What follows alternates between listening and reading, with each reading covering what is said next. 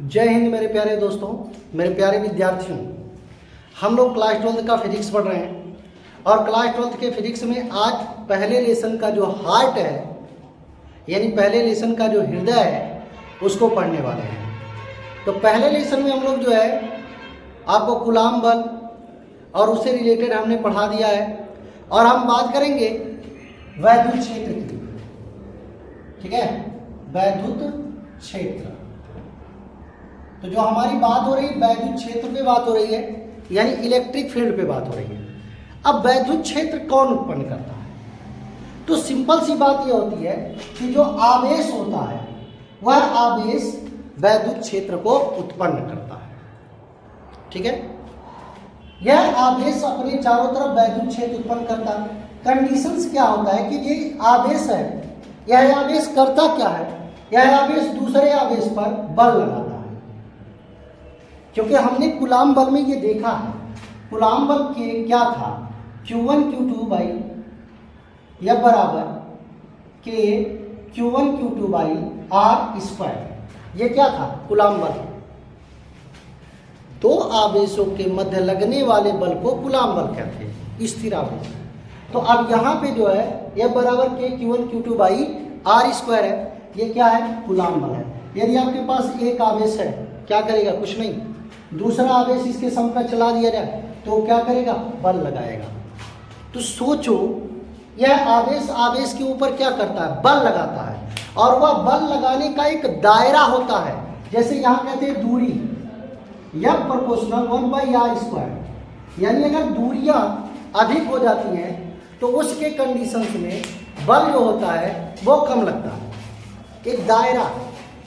ठीक है, और उसी दायरे के अंतर्गत आप देखोगे कि ये जो दायरा है वही दूरी, उसी की वजह से बल लगता है। अब कंडीशंस क्या है मेरे प्यारे विद्यार्थियों? कंडीशंस ये है कि यदि हमने एक आवेश रखा और इस आवेश के चारों तरफ एक दायरा आ जाता है और इस दायरे के अंदर जब एक दूसरा कोई परीक्षण आवेश लाया जाता है तो वह परीक्षण आवेश पर क्या करता है? बल लगाता है। आवेश जो होता है वह बल दो तरह के लगाते हैं। कौन कौन सा बल लगाता है? आकर्षण का भी लगता है और प्रतिकर्षण का भी लगता है। तो कोई भी आवेश है, कोई भी चार्जेज है, तो वह अपने चारों तरफ एक दायरा क्रिएट करता है। जिस दायरे के अंतर्गत एक दूसरा आवेश हम ला दें, या दूसरा आवेश हम ला दें तो वह क्या करता है? बल लगाता है। इस पर क्या कर रहा है? बल लगा रहा है। तो एक क्षेत्र है, जैसे मान लो अब हम बात करें चुंबक की, कह दे भैया एक चुंबक आपका है और एक चुंबक आपके मित्र का है। अब दोनों को जब पास पास में लाओगे तब ये आकर्षण का भी बल लगता है और प्रतिकर्षण का भी बल लगता है। कब? जब पास पास लाओगे। अब एक चुंबक तुम आप अपने घर रखो और एक चुंबक आप अपने मित्र के यहां रखो, तो क्या उसमें आकर्षण बल लगेगा? नहीं लगेगा। क्यों? क्योंकि उसका दायरा नहीं है। तो एक दायरे के अंतर्गत, एक क्षेत्र के अंतर्गत लाना पड़ेगा तभी बल लगेगा। यानी इस चुंबक का एक क्षेत्र होगा जिसमें एक दूसरे चुंबक का आने पर प्रभाव का अनुभव करेगा, बल लगेगा। तो इसीलिए हम इस तरह से वैद्युत क्षेत्र को परिभाषित क्या करते हैं कि किसी आवेश के चारों तरफ का वह क्षेत्र जिसमें दूसरा आवेश लाने से आकर्षण अथवा प्रतिकर्षण बल का अनुभव करता है। ठीक है, ठीक है, समझ गए? यानी ये हम कह सकते हैं किसी आवेश के चारों तरफ का वह क्षेत्र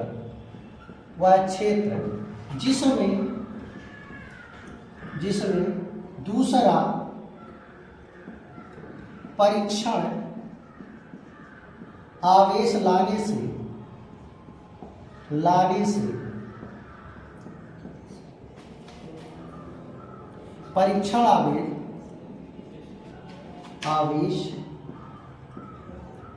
आकर्षण अथवा प्रतिकर्षण बल का अनुभव करता है। प्रतिकर्षण बल का अनुभव करता है वैद्युत क्षेत्र कहलाता है।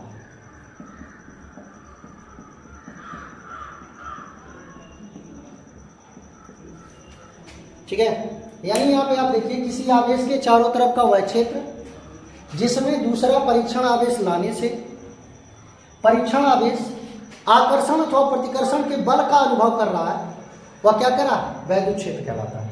ठीक है, तो ये होता है वैद्युत क्षेत्र। यानी कोई आवेश है, उस आवेश के चारों तरफ का कोई क्षेत्र होता है जिसमें, जैसे मान लीजिए हमने एक आवेश रखा और इसके चारों तरफ हमने एक क्षेत्र बनाया।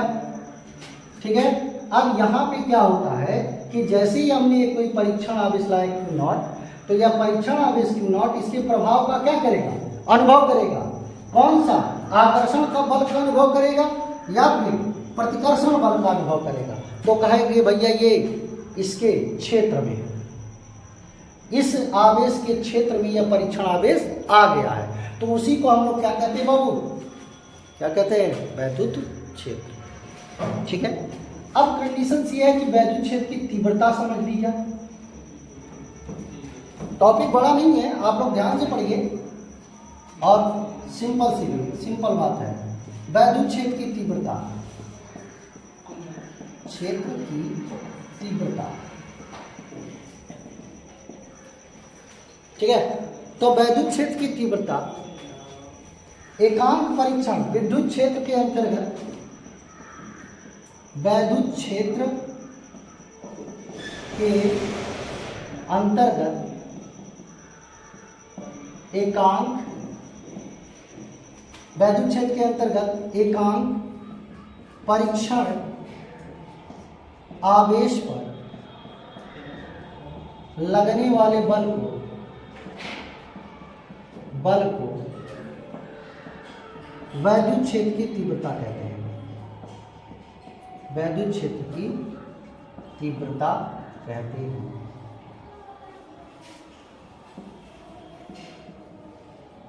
ठीक है, यानी वैद्युत क्षेत्र के अंतर्गत जैसे कोई आवेश है, वह अपने चारों तरफ वैद्युत क्षेत्र उत्पन्न किया हुआ है, इस पे एक एकांक धनावेश परीक्षण आवेश ला दिए और यह आप परीक्षण आवेश Q0 मान लीजिए ला रहे हैं, तो यह Q0 पर कितना बल लगा रहा है ये वैद्युत क्षेत्र, वह उसकी तीव्रता कहलाती है। ठीक है, यानी वह उसकी तीव्रता कहलाती है कि वह परीक्षण आवेश पर कितना बल लगा रहा है। तो यहां से E बराबर हो जाएगा F/Q0। Q0 हमने क्या रखा है? यह परीक्षण आवेश है, एकांक परीक्षण आवेश पर लगने वाले बल को वैद्युत क्षेत्र की तीव्रता कहते हैं। ठीक है, यह एक सदिश राशि है, यह एक सदिश राशि है, वैद्युत क्षेत्र सदिश राशि है भैया, यह एक सदिश राशि है। इसकी दिशा की अभी बात छोड़ दीजिए, दिशा इसके अगले वीडियो में पढ़ाएंगे। यह एक सदिश राशि है, इसका SI मात्रक, इसका SI मात्रक न्यूटन प्रति कूलम होता है,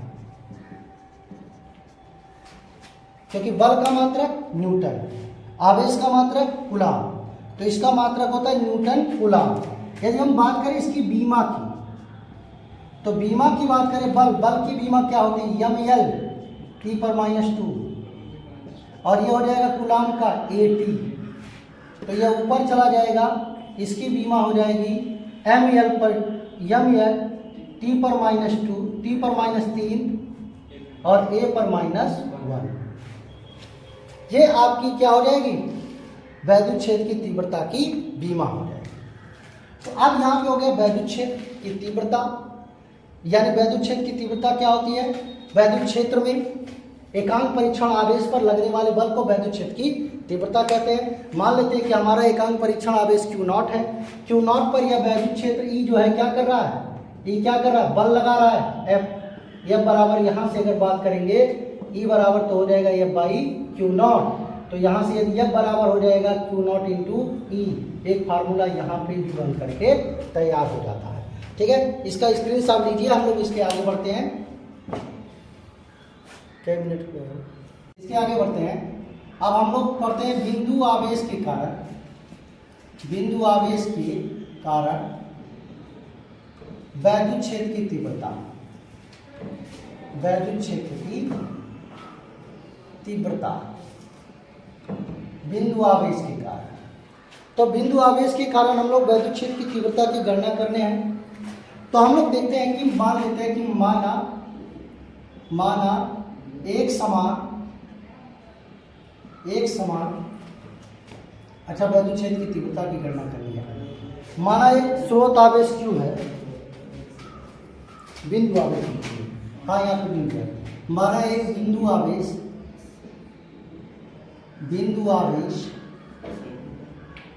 Q है, Q से R दूरी पर बिंदु P है, जिस पर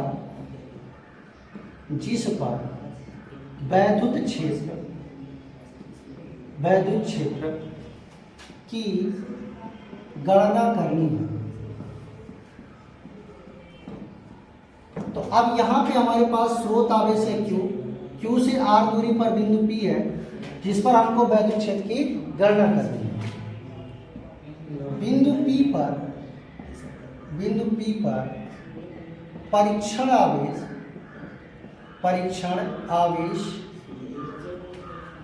Q0 रखा गया है।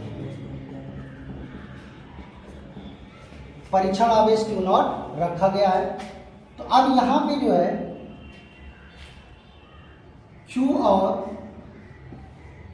Q0 पर देखिए बात ये होती है, जो परीक्षण आवेश होता है ना, जैसे ये परीक्षण आवेश, वह स्रोत आवेश से बहुत छोटा होना चाहिए।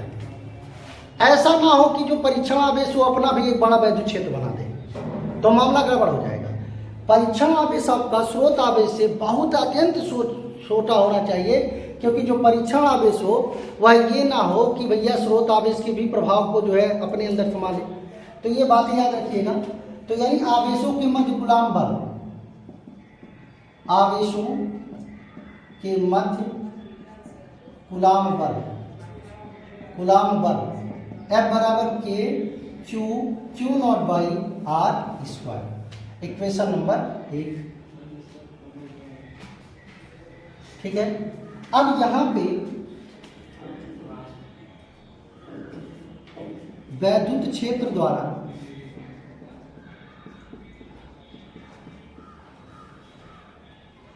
Q0 पर बल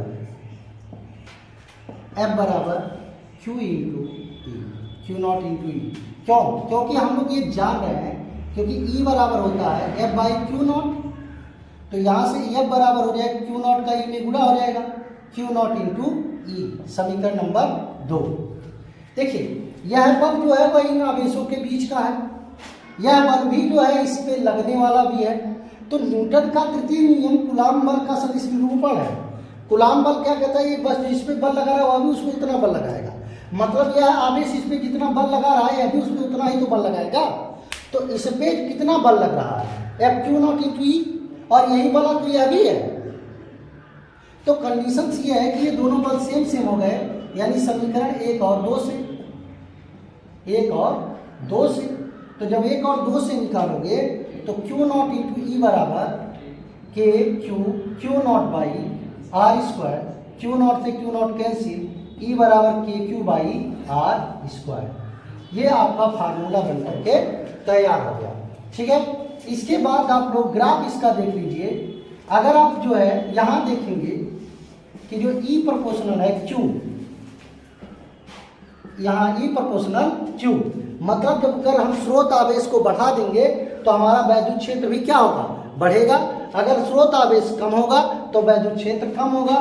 तो इसके अगर बात करें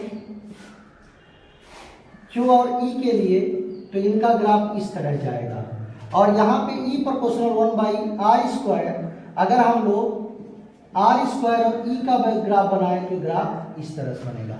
ठीक है। तो फिर आज के लिए इतना ही, और हम लोग इसके नेक्स्ट वीडियो में मिलते हैं बाबू, और उस वीडियो में हम वैद्युत क्षेत्र रेखाओं के बारे में बात करेंगे और फ्लक्स के बारे में बात होगी। तो आज के लिए इतना ही। धन्यवाद। जय हिंद, जय भारत।